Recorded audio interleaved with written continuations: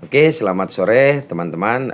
Ketemu lagi di kanal YouTube saya TB Kiki 9303. Di video yang lalu kita sudah membahas terkait peraturan catur sampai dengan pasal 7.2 yaitu bab tentang penyimpangan atau irregularity. Kita lanjut teman-teman. Tapi jangan lupa saya ingatkan kembali untuk like, subscribe, dan komentar.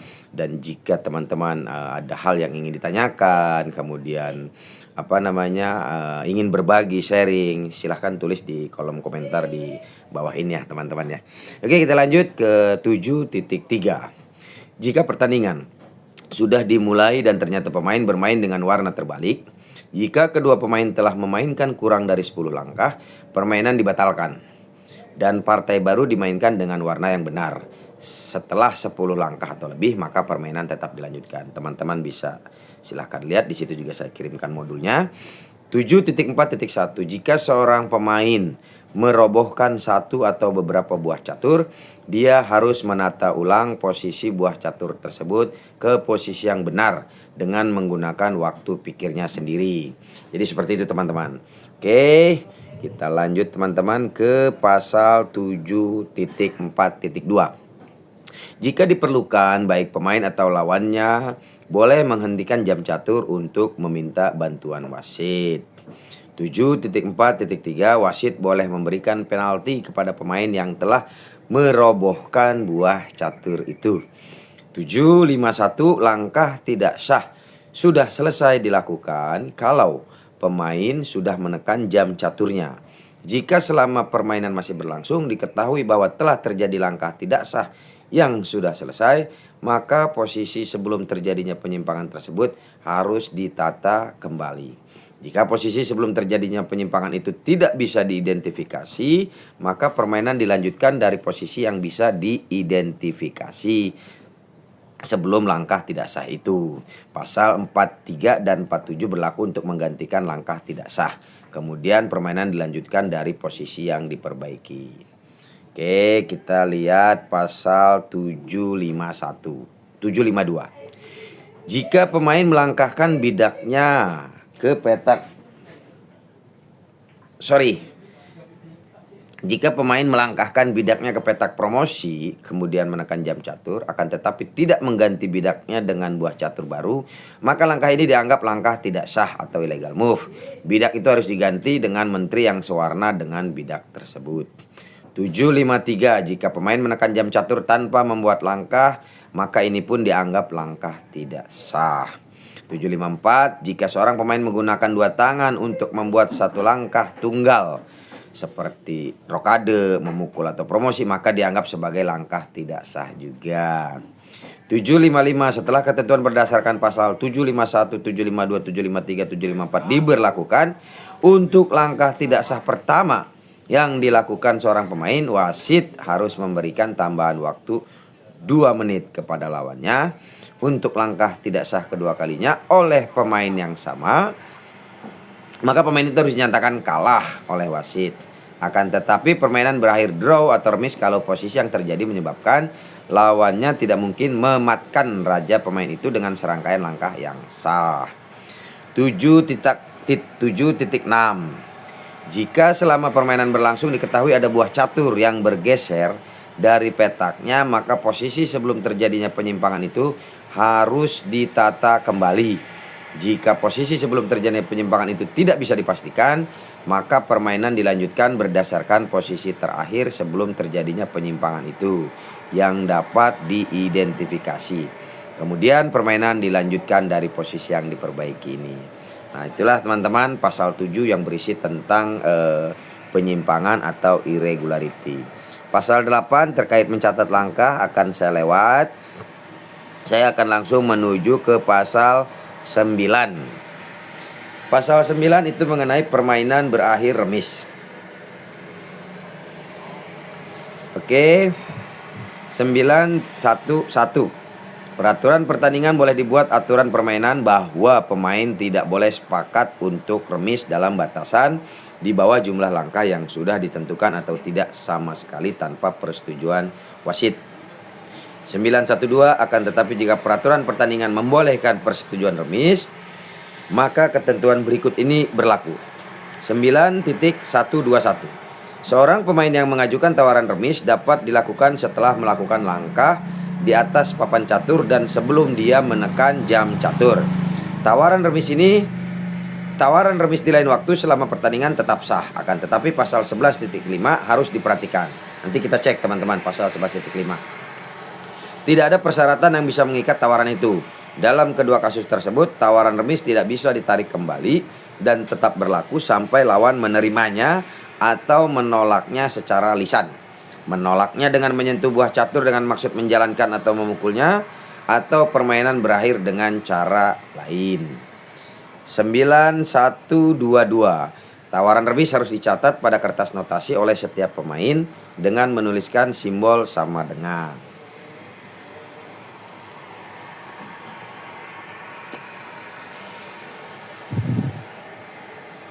Oke, kita berlanjut kepada pasal 9123. Klaim remis berdasarkan 9.2 atau 9.3 harus dianggap sebagai tawaran remis.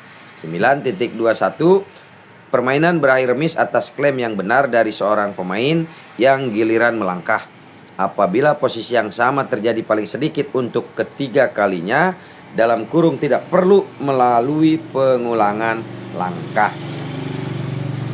9212 baru saja terjadi dan sedang 92.1.1 sedang akan terjadi asalkan sebelumnya dia menuliskan langkah itu yang tidak bisa diubah di atas kertas notasi dan memberitahukan kepada wasit bahwa dia bermaksud ingin menjalankan langkah itu, atau baru saja terjadi dan pemain yang menuntut remis itu sedang giliran melangkah. Nanti penjelasannya ada di episode berikutnya teman-teman. 922. Posisi dimaksud dianggap sama jika dan hanya jika pemain yang sama sedang giliran melangkah, buah catur dengan jenis dan warna yang sama menduduki petak-petak yang sama. Dan kemungkinan melangkah bagi semua buah catur dari kedua pemain itu juga tetap sama. Posisi itu tidak sama jika pada awal rangkaian bidak dapat dipukul atau en-passant. Raja atau benteng yang mempunyai hak rokade tapi kehilangan hak tersebut setelah melangkah. Hak rokade hilang hanya setelah raja atau benteng dilangkahkan.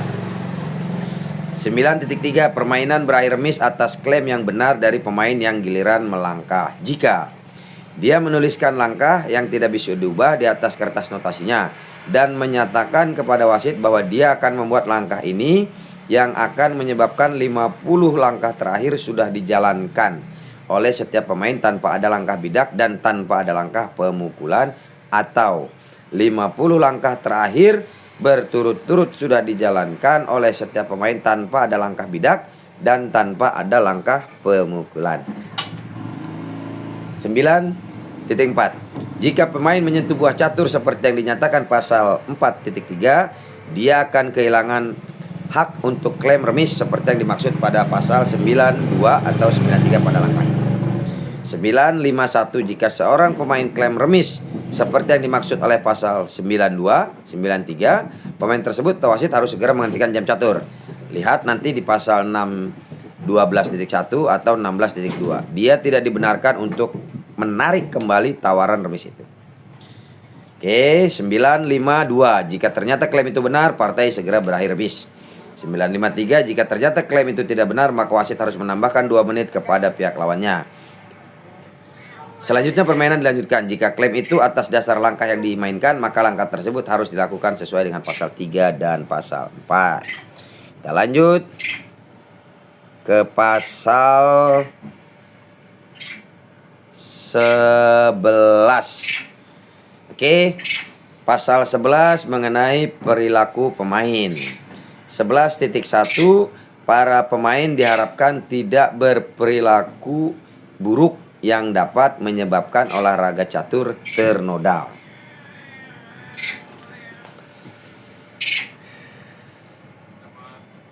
Pasal 11.2.1. Tempat pertandingan atau playing venue didefinisikan sebagai arena pertandingan, kamar kecil, ruang istirahat, ruang untuk merokok, dan ruang lain yang ditetapkan oleh wasit. 11.2.2. Arena pertandingan atau playing area didefinisikan sebagai tempat di mana permainan dari suatu kompetisi dimainkan. Jadi ada dua teman-teman pengertian terkait venue atau tempat pertandingan dengan arena pertandingan atau playing area. 11.2.3 hanya dengan izin wasit seorang pemain dapat meninggalkan tempat pertandingan. Pemain yang giliran melangkah diperkenankan meninggalkan arena pertandingan.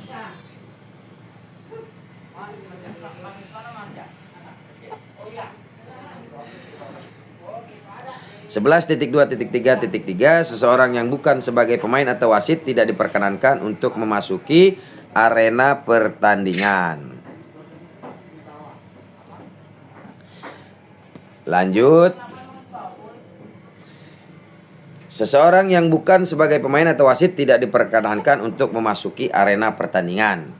Peraturan pertandingan boleh menetapkan bahwa lawan dari pemain yang giliran melangkah, jika dia ingin meninggalkan arena pertandingan, harus memberitahukan kepada wasit. Selama permainan berlangsung, para pemain dilarang menggunakan catatan, sumber informasi, saran dari orang lain, atau menganalisa partainya pada papan catur lain. Selama pertandingan berlangsung, para pemain dilarang membawa ponsel atau alat komunikasi elektronik lain ke dalam ruangan pertandingan tanpa seizin wasit. Akan tetapi peraturan pertandingan membolehkan peralatan elektronik tersebut untuk disimpan di dalam tas pemain, asalkan peralatan elektronik itu harus sama sekali dalam keadaan mati. Tas pemain ini harus diletakkan dengan persetujuan wasit. Para pemain dilarang untuk memakai tas ini tanpa seizin wasit. 11.3.2.2 jika ternyata bahwa seorang pemain kedapatan memiliki peralatan elektronik tersebut di dalam tempat pertandingan, maka pemain tersebut dapat dinyatakan kalah. Lawannya dinyatakan menang. Peraturan pertandingan boleh menetapkan lain, bisa tidak begitu ketat, hanya diberikan penalti.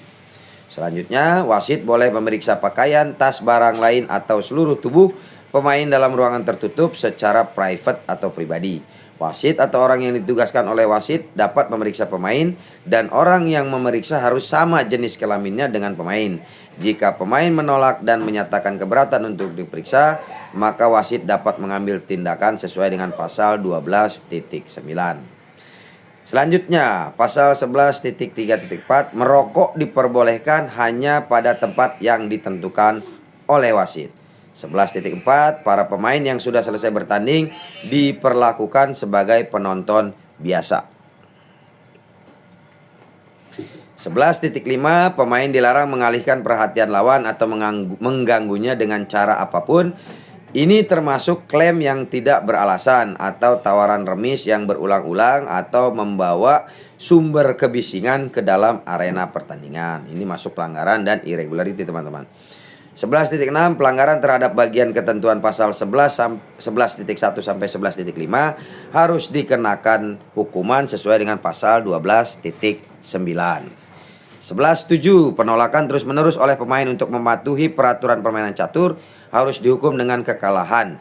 Wasit dapat memutuskan skor hasil pertandingan untuk lawannya. 11.8 kalau kedua pemain ternyata ditemukan sama-sama bersalah menurut pasal 11.7, maka kedua pemain bisa dinyatakan kalah. 11.9 pemain mempunyai hak untuk meminta penjelasan kepada wasit tentang butir-butir dalam peraturan permainan.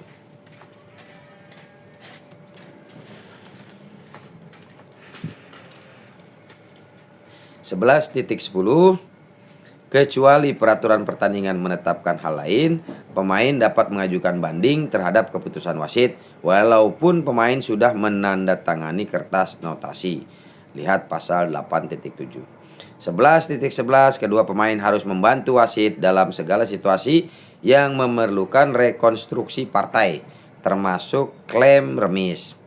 11.12 pemeriksaan pengulangan posisi 3 kali atau klaim 50 langkah adalah tugas dari pemain di bawah pengawasan wasit. Itu teman-teman pasal 11. Kita lanjut sekarang ke pasal 12. Ini adalah peran wasit 12.1 wasit harus menjaga agar peraturan permainan dipatuhi secara ketat. 12.2 wasit harus menjamin permainan berlangsung sportif atau fair play, bertindak dalam kepentingan demi kepentingan yang terbaik, menjamin suasana pertandingan terjaga dengan baik, menjamin pemain tidak terganggu, mengawasi jalannya pertandingan, memberikan perlakuan khusus kepada pemain yang cacat yang membutuhkan pertolongan medik, mengikuti peraturan atau pedoman anti kecurangan atau anti cheating. Wasit harus mengawasi jalannya pertandingan, terutama kalau pemain dalam keadaan krisis waktu, melaksanakan dengan tegas keputusan-keputusan yang telah diambilnya dan menjatuhkan hukuman kepada pemain bila mana diperlukan. 12.4 wasit dapat menunjuk pembantu untuk mengawasi partai-partai yang masih berlangsung, misalnya jika beberapa pemain mengalami krisis waktu. Wasit dapat menambahkan jatah waktu pikir kepada seseorang atau kedua pemain dalam hal terjadi gangguan eksternal terhadap pertandingan. Wasit tidak boleh turut campur dalam permainan kecuali sebagaimana diatur oleh peraturan permainan catur. Dia tidak boleh memberitahukan jumlah langkah yang dijalankan kecuali dalam penerapan pasal 8.5.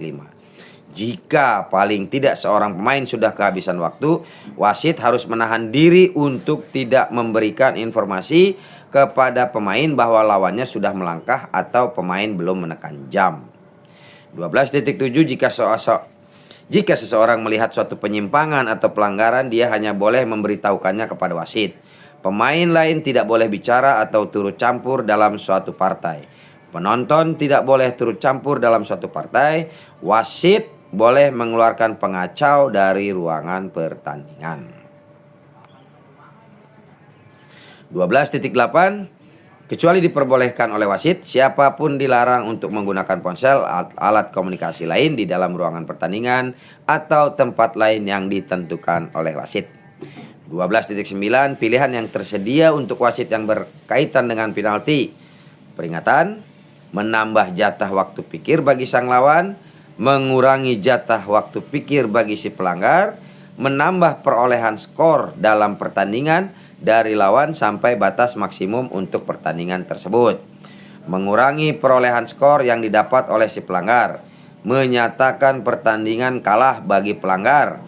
Wasit juga harus menentukan skor lawannya.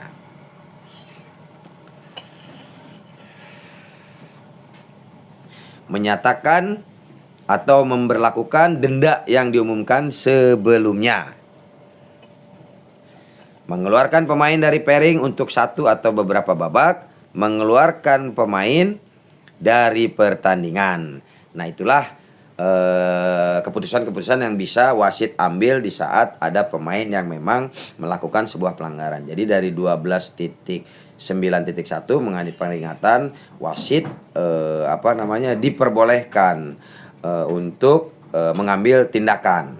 Pilihan yang tersedia untuk wasit berkaitan dengan penalti itu dari mulai 12.9.1 sampai 12.9.9. Ada peringatan, ada menambah jatah waktu, ada mengurangi jatah waktu, ada menambah perolehan skor dan sebagainya dan sebagainya. Jadi teman-teman bisa nanti baca di modul ini, yaitu peraturan Law of Chess. Jika teman-teman memang membutuhkan ini, silahkan japri saya, karena di deskripsi nanti ada nomor telepon dan alamat email saya. Demikian kira-kira teman-teman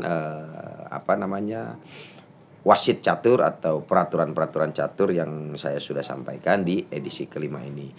Seperti biasa, saya ingatkan lagi sama teman-teman, jika ada hal yang ingin ditanyakan atau ingin mengupas tuntas atau saran dan kritik yang ingin disampaikan, silakan teman-teman tulis di kolom komentar ini. Dan saya ingin menyampaikan sesuatu kepada semuanya, terutama para wasit senior, para wasit catur. Apa yang saya lakukan saat ini hanyalah berusaha untuk berkarya. Bukan berarti saya lebih pintar ataupun saya lebih jago. Saya sangat besar sekali kemungkinannya melakukan kesalahan. Jadi saya mohon koreksinya. Ayo kita sama-sama belajar untuk memberikan edukasi yang baik terkait wasit catur. Demikian, terima kasih. Assalamualaikum warahmatullahi wabarakatuh.